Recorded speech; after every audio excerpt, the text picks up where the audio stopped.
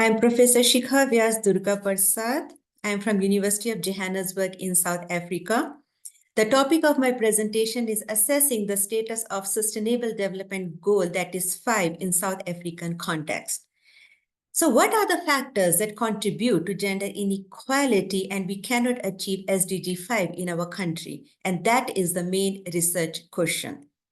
The article uses a qualitative desktop analysis, and data was gathered through a review of literature that involved a variety of academic journals, research works, dissertation, and official documents. Document analysis and conceptual analysis were used to evaluate the data. Globally speaking, and including South African context, gender equality has been prevalent. Considered to all the branches of government that is closest to people, that is local government. And that is the mission of local government, to partially supply the communities with essential services.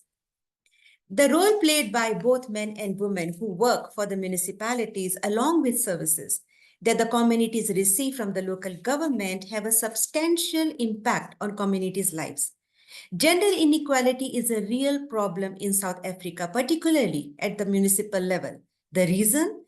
That there are numerous obstacles related to gender inequality in municipality, and the article aims to explore them. Numerous laws have been developed to ensure gender equality, whether it's a constitution or many other legislative frameworks. However, women still face numerous obstacles, including lack of representation and voice in society. Due to social attitudes and gender norms, the structure of opportunities and employment are not given equally to women. When compared to their male counterparts, women are underrepresented in politics. Women in local government encounter numerous obstacles related to gender disparity, whether it's linked to appointments or to the high proportion of positions that actually are given to men. Women continue to face discrimination, although there are many policies have been put in place. Women are only allowed to hold motherhood responsibilities. Household duties are expected of women in society, particularly in rural areas, and are followed by childbearing or the other way around. There is very little chance that a woman will represent any good position in the citizen participation processes. The representatives meet with specific representatives. They are normally male and obtain information. The societal belief that men can handle such tasks and women lack the appropriate words to use make it difficult for them to engage in those meetings. A major obstacle to the implementation of laws supporting women empowerment is actually undermining the role of women and do not trust women in holding good strategic positions. The article utilized qualitative study. It has desktop analysis of data, and the conceptual and document analysis is done to assess the information. There are many development movements related to gender empowerment. For example, gender in development, women and development, and gender and development. The article utilized GMA, that is a gender mainstreaming approach, because it satisfies the goal of the study. The literature compiled in this section explores the following. There is a gender disparity and inequality in municipalities, and it is highlighted to rationalize that we cannot achieve SDG 5 in a localized context. The differences between men and women's access to opportunities, resources, employment, economic advancement, and fundamental human rights are just a few ways that this gender inequality presents itself. There are two graphs that illustrate how gender inequality is still present. Graph 1 shows a provincial breakdown of executive mayors and mayors in South African municipalities, and you can see the statistics of male is more than women. Graph 2 is a percentage of males and females in positions of authority, and again you can see the statistics showing there are more male mayors and the managers as comparison to female counterparts. Since the last election in 2021, there has been a 4.1% decrease in the overall representation of women in council. Women representation in ward seat has decreased from 33% to 12.7%. While women representation in PRCs that once was increased, again drastically decreased from 48% to 24.2%. Here is a table that also shows a women representation in ward and PR seats from the year 1995 to 2021 and still shows that women position and participation is not increased. There are various causes related to gender inequality. The social factor investigate the idea that policymakers should not ignore poverty in all forms, since problems like unemployment are caused due to citizens who are not given the opportunity to further their education and obtain the qualifications they need to apply for jobs. There are economic factors that are linked to lack of employment opportunities that are offered to women. Gender equality in municipalities is challenged by several issues that are caused by economic factors. There is a lack of employment opportunities and the newly created positions, and those who are on the painful receiving end of employment inequality might well, obviously, not have employment if there are no job opportunities. Gender inequality persists in municipalities even those policies are in place. This has an impact on women's chances of holding management level position because education is crucial and they are not getting opportunity to get better education. There are political factors where the public policies are formulated, but there are implementation gaps.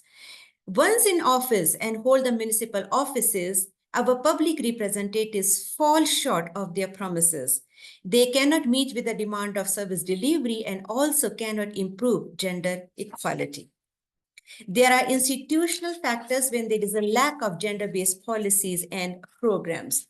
Equal representation of both men and women in high-level decision-making roles should be the imperative of human resource department, but they are falling short.